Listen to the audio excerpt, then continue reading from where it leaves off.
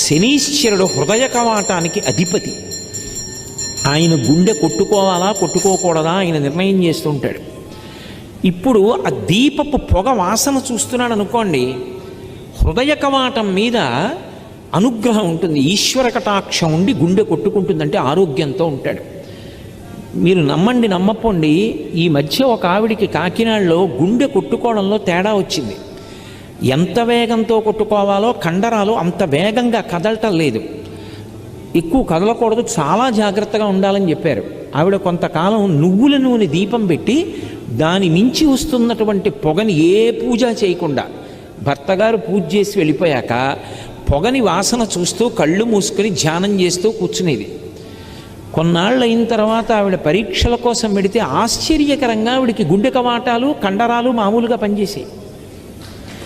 అందుకే కార్తీక మాసం వచ్చి